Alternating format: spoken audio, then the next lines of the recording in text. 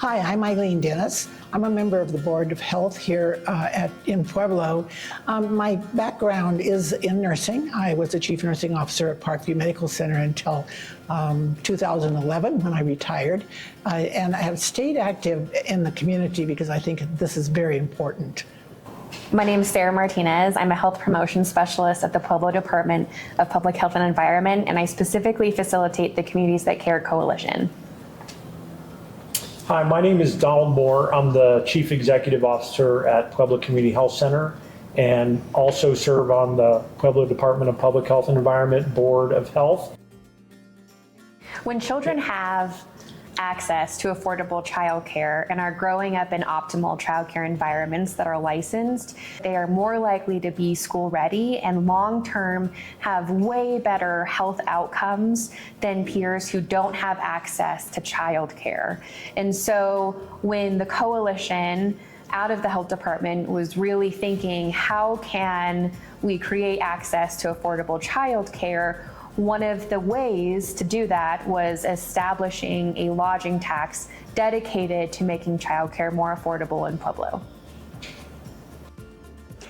This policy change has really been in the works of the coalition since around 2019. The coalition has spent a lot of years planning and doing data collection and studying really the barriers of affordable childcare and how to tackle those barriers. I think something that's important to realize when you work in the area of public policy is a long-term orientation. But just the process of having the discussion in the community, whether you win or lose the policy battle, so to speak, it has value in and of itself because it raises the consciousness of the community of the issue. Eventually, we were able to get that policy passed through our local city council to put it on the ballot, and it was on the ballot this November for people to vote on. Unfortunately, we were unsuccessful in getting it passed on the ballot. So November 8th, 2023, we found out that it didn't pass. However, that does not mean that the coalition and these public health champions are going to stop fighting for Pueblo children to get access to affordable childcare. I think one of the things I'd like to bring up here is how a board member interacts in the community. It's kind of tricky because one of the things you don't want to do as a board member is to go out and make statements that really haven't been discussed or agreed upon as a whole board.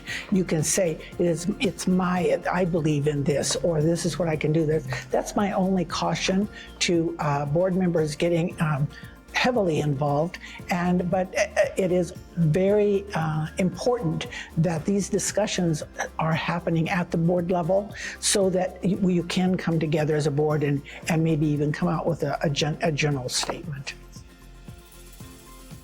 As a Board of Health member, I think staff being actively engaged in policy is very important. And the Board of Health oversees the department. It doesn't run the department. We really rely on the staff to be involved in those community discussions and aware of what the priorities of the community are and how they're being discussed from a policy standpoint so that we can integrate that into our work. As a staff member of the health department, I'm really grateful that leadership, whether that was our public health director or even Board of Health members like these champions, they allowed me to work on this policy change. They gave the permission for our coalition to work on this policy change. If I had one more thing to say to board members out there, don't be afraid to get involved in policy. I think it sometimes scares people a bit, but not only allow your personnel or whoever you're working with within the department, but get involved yourself a bit. Find those places in the community or at the department at the level that they're working to be at the meetings and listen, because it is actually very important for you to be very knowledgeable about the work that's being done.